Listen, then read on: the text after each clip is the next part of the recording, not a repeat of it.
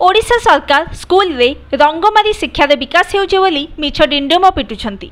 शिक्षार मूल दायित्व राज्य सरकार को उपरे न्यस्त रहितबा बेले ओडिशार अनेक सरकारी स्कूल रे आवश्यक शिक्षक नाहांती। क्षमतासीन बीजेडी सरकार मूल प्रश्नर उत्तर न दे केवल एने तेने वितंडा जुक्ति बाढ़ुछंती।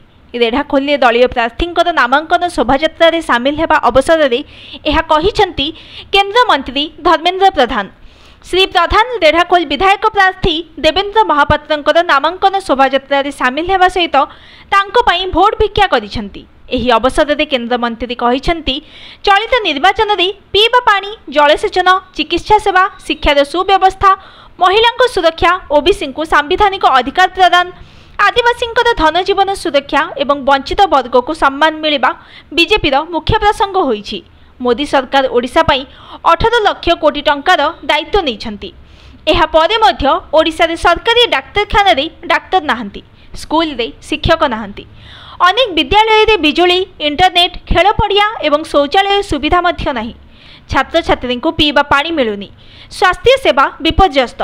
किंतु ए समस्या उपरे प्रश्न कले स्थानीय सरकार मूल प्रश्न विच्युत रहुतबा केंद्र मंत्री कहिछंती। एबे सारा राज्य रे प्रधानमंत्री प्रति आस्था बढ़ुची। राज्य रे परिवर्तनर लहर देखा देइछि। 24 वर्ष सरकार अपारगता और दुर्नीति करुवा लोकों को शासन गादी हटाइबा पई लोक मन बनाई सारिछंती।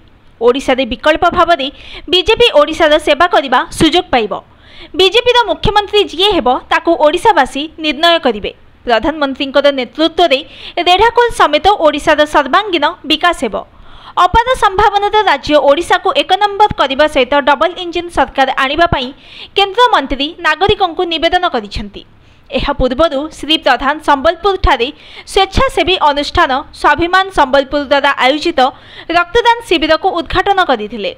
से कहिथिले विश्वंभर बहिदानकर भली संबलपुर जड़े विशिष्ट व्यक्तिंकर प्रथम श्राद्धवार्षिकी अवसर में रक्तदान भली एक महत कार्य स्थानीय नागरिक युववर्गंकर निस्वार्थपर योगदान प्रशंसनीय। मानव समाज रे स्वाभिमान सहित सेवा मनोभाव तैयारी करिबारे आपणक संगठन प्रेरणार स्रोत हेउ बोली केंद्र मंत्री श्री प्रधान कामना करिसेंती।